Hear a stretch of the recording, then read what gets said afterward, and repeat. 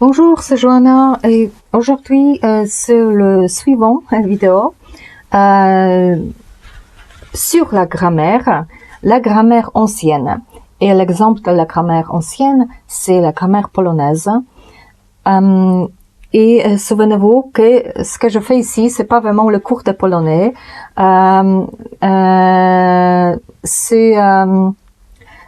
Je parle de la grammaire ancienne. Je n'enseigne pas vraiment le polonais tel qu'il est maintenant.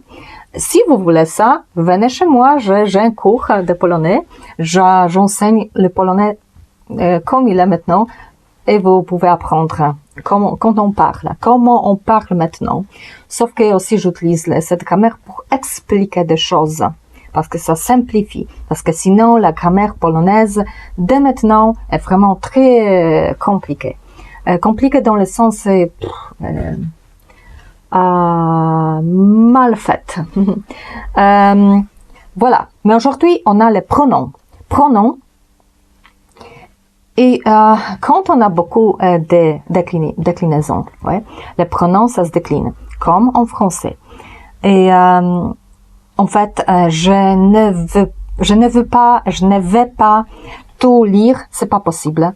Surtout qu'il y a beaucoup. Vous savez maintenant que on a singulier, pluriel pour tout, et les genres masculin, féminin, mais neutre aussi. Il y a 3 neutres en énergie masculine et schéma masculine, masculin, et puis 3 neutres en féminin. Donc ça fait beaucoup. Je vais vous montrer. Vous pouvez regarder, arrêter la vidéo. Pronom. Tout d'abord, pronom, c'est quelque chose qui va pronom. Et za imek, en polonais, ça veut dire ça. Za imię, c'est, ça peut remplacer le nom dans la phrase. Ça veut dire on peut dire, Anna est allée au magasin. Et je peux dire aussi, elle est allée au magasin, et je vais utiliser le pronom personnel, oui, d'objet, pronom d'objet, vous pouvez dire, ou de sujet, ouais, ça dépend, mais oui, personnel. Il s'appelle comme ça en polonais, au moins, osobowe. Et ce sont les pronoms de base.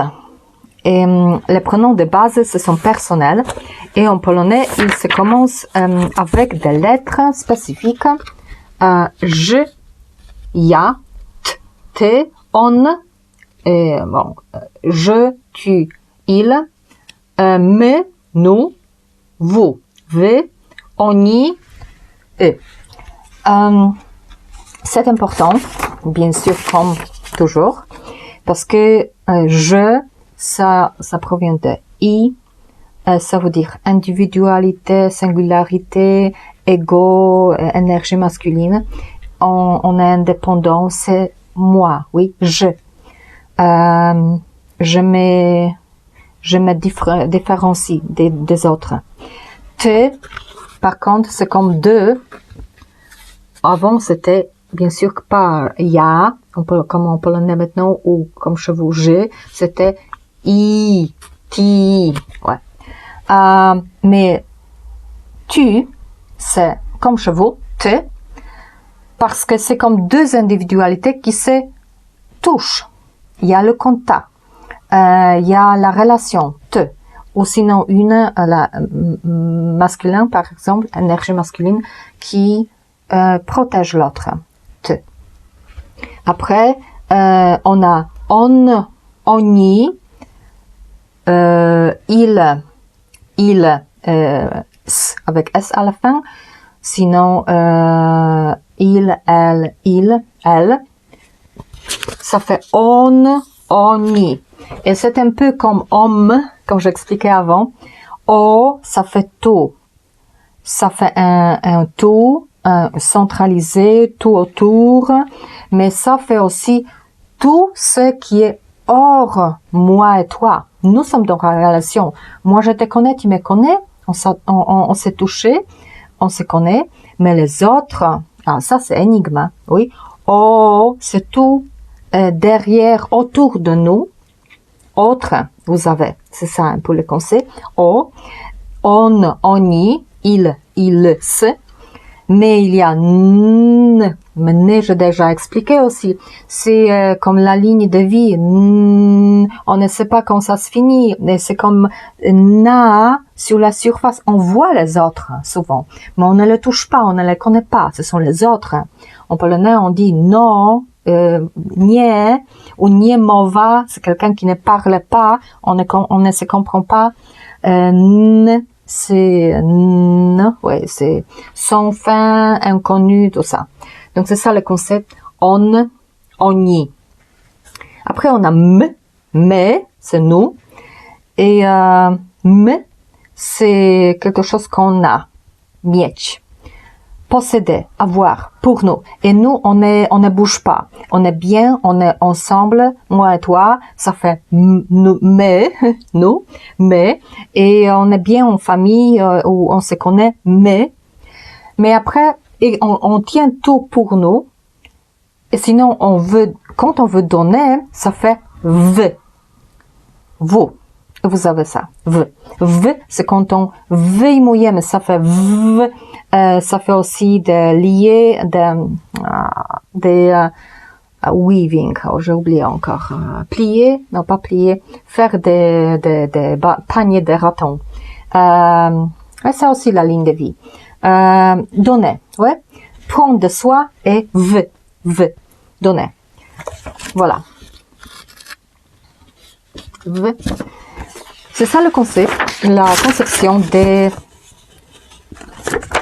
pronoms, sauf que on n'a pas seulement les pronoms personnels, bien sûr, parce qu'on a quoi? De personnel vient d'autres. On a aussi des pronoms tels que démonstratifs, celui, celle, et en polonais, dans la grammaire ancienne, et maintenant, on les fait avec te. On dit ten, ta. Sauf qu'avant, c'était un peu différent. On faisait te et on ajoutait te à on, oni. Parce que c'était, on voulait aller vers ces autres. On, oni. Ton, toni. C'était ça. Maintenant, c'est ten parce que c'est un peu simplifié. Mais ça fait ça. On va aller vers les autres, vers le contact avec les autres. Et ça faisait ten. En anglais, nous avons ça. Ils disent that, these, th, th. Ou en français, th. C'est ça. Je ne sais pas d'où vient celui. Je vais en penser et je vais en parler quand je vais faire des vidéos sur la grammaire comparée, polonais, français, anglais. Pas maintenant? Mais ça aussi, c'est le pronom. Pourquoi? Parce que ça peut remplacer les noms. On peut dire celle. Qu'est-ce que je dis avant? Anna est allée au magasin. Celle est allée au magasin. On peut dire ça, oui. Ou elle est allée au magasin. Mais on peut dire aussi qui est allé au magasin, et ça va faire encore un autre groupe de pronoms, pronoms de question ou pronoms relatifs, parce que ce sont les mêmes. Oui. J'aime la fille qui est allée au magasin. Qui est allé au magasin. C'est le même pronom. Question et relatif. Et en polonais, vous avez qui, et c'est très similaire de que te. Parce qu'en polonais, on fait que to. Et tous les que to, który, tous les pronoms relatifs et de questions commencent comme ça. Pourquoi? Parce que, encore, te, ça vient de démonstratif. D'abord, c'est démonstratif. Et après, au démonstratif pronom, on a ajouté que. Que ça veut dire être en contact, en relation, ou vouloir la relation. Quand on pose la question, on attend la réponse. Ça fait la relation. Et que te, c'est ça. Contact, relation. Et maintenant, il nous reste les possessifs. Sauf qu'en polonais et dans la grammaire ancienne, on n'avait pas des pronoms possessifs et des adjectifs possessifs.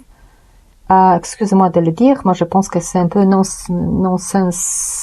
Il n'y a pas de sens dans ça. Chez nous, ce sont les mêmes mots et ça suffit, oui, parce qu'il y en a déjà beaucoup. Par contre, il y a tout, ouais.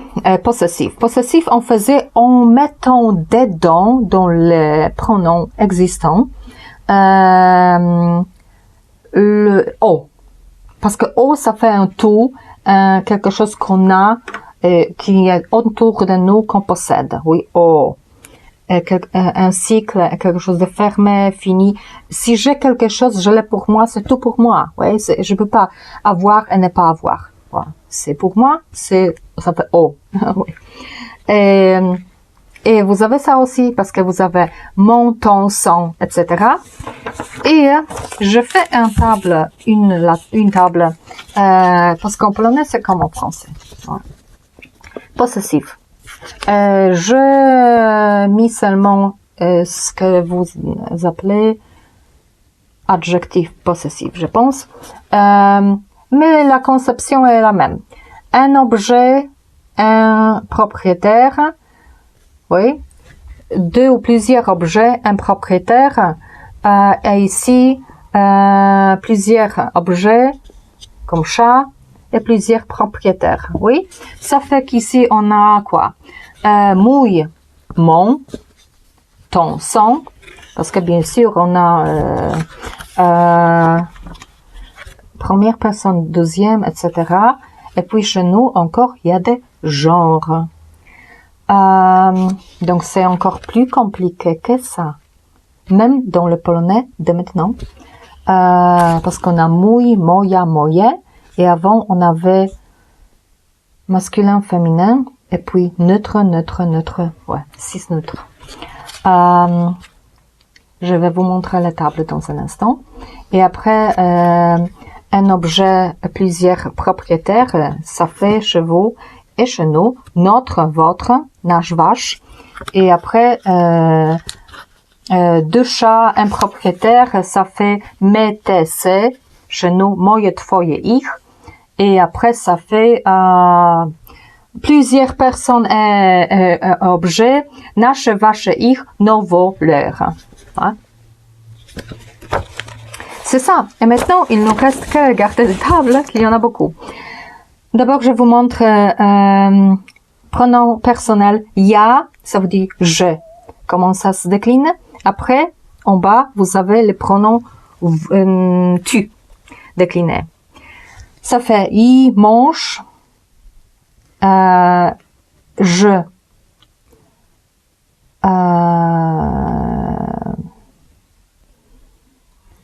Comment ça s'appelle déjà? Bon, monsieur, on peut dire. Homme. I król, roi. Je pole. Je champ. Jo koło, je cercle. Oui. Ja żona, je femme. Ja wieś, je compagne. Yi Indra, oui c'est Indra. Yi starosta, starosta c'est un titre pour un homme. Ya bogini, moi déesse. Ya je déesse. Et après on a tu, les mêmes mots. Je les ai mis en polonais, excusez-moi, mais bon, c'est déjà beaucoup de travail. Et je suis fatiguée, je pense que c'est le 12e ou 3e vidéo aujourd'hui. Après, on a pronom nous, mais, et pronom vous, ve. Après, on a la 3e personne, les pronoms on, et on, ça fait il. Mais bien sûr, il, elle, etc. Après, on a ils, ça veut dire pluriel. Après, démonstratif. Ten, ta, to, ça veut dire celui, celle, c'est tout. Vous n'avez pas de neutre. Et ça fait oni. Après, on a démonstratif celle,